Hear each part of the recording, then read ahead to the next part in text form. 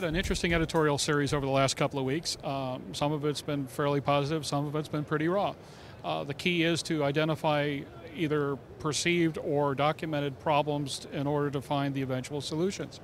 There has been some criticism of the role of today's associations, a number of them in particular, in regards to being off mission or forgetting where they came from, and in particular the communications aspect between the grassroots and the very top end.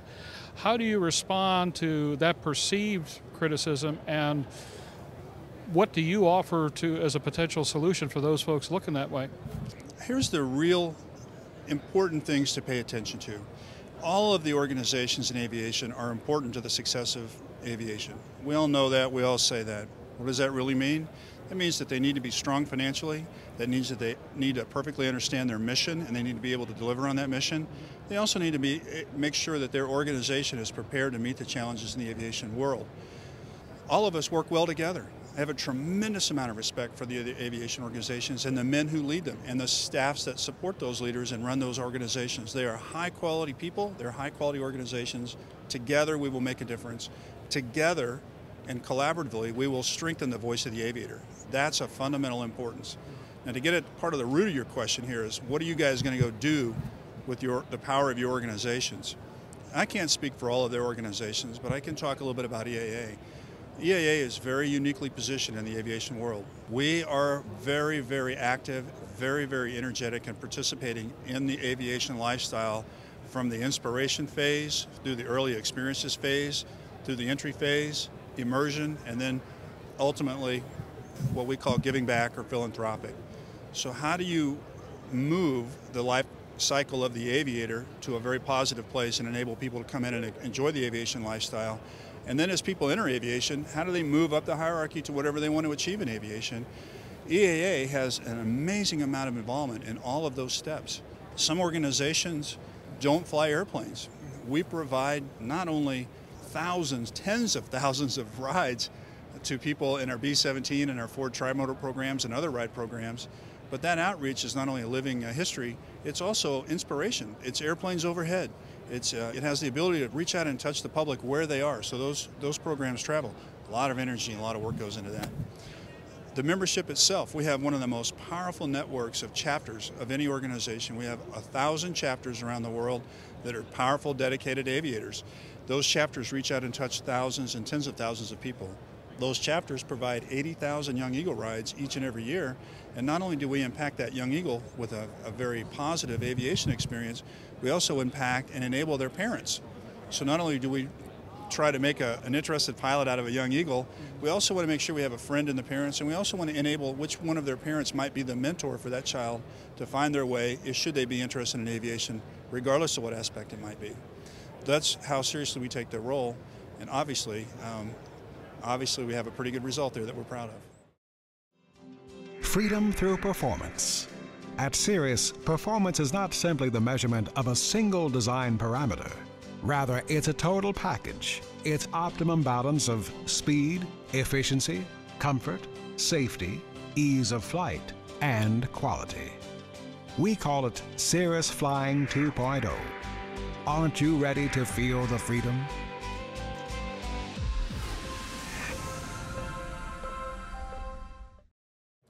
Well, there's no question in the overall overt success of reaching out to children all over the world. I mean, you've flown well over 1 million kids. You've had a phenomenal record of exciting a whole generation to the possibility of aviation.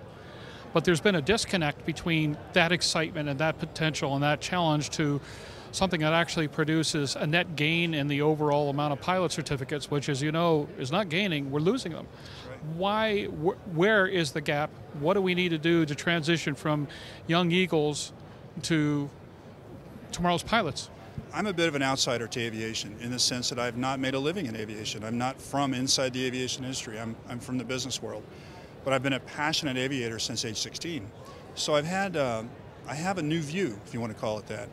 And one of the things that the staff and I have worked on very, very aggressively during the last 4 weeks is understanding the dimension of how we're going to move the needles of aviation.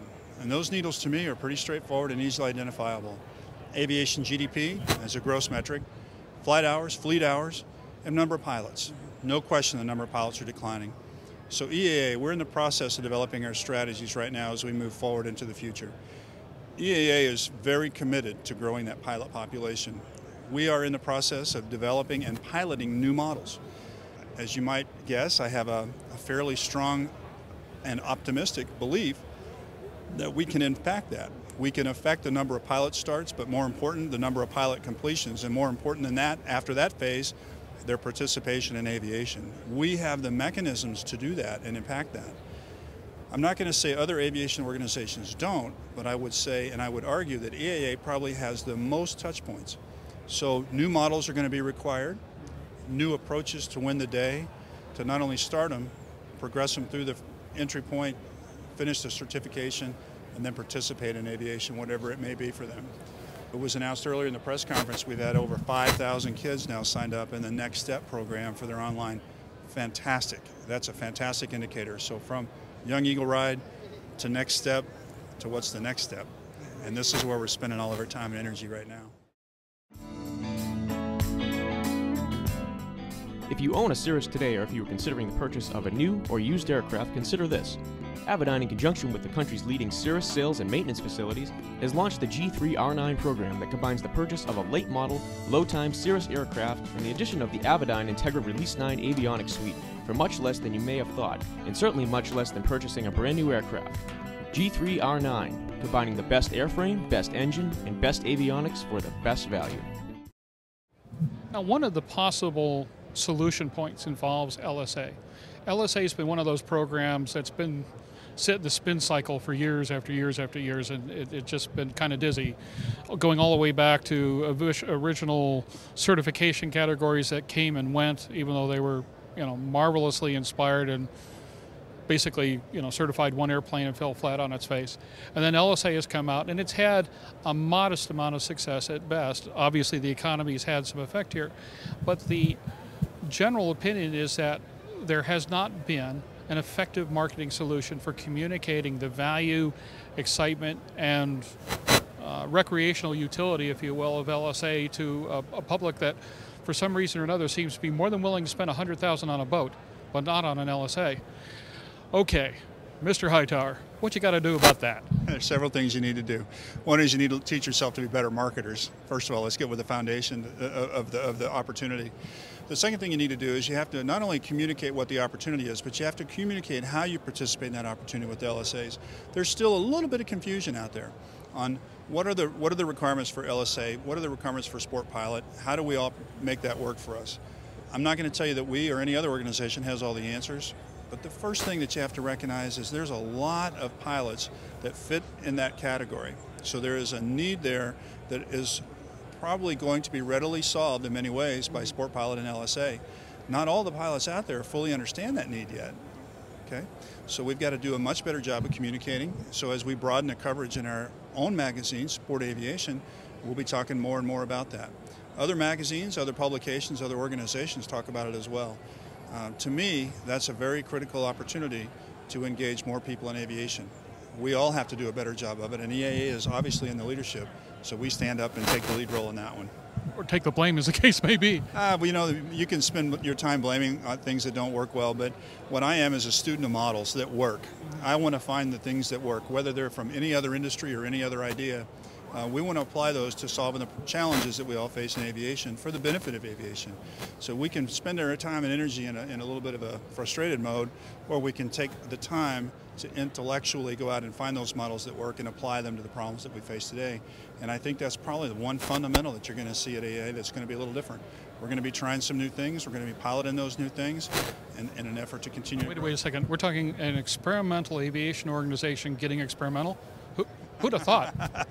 The innovation runs deep inside our organization. Our members and our staff, they are innovators. They are very bright, articulate, capable people. And to tap that energy and to tap that intellect is one of the jobs of good leadership. And that's something that I fully intend to do and am doing.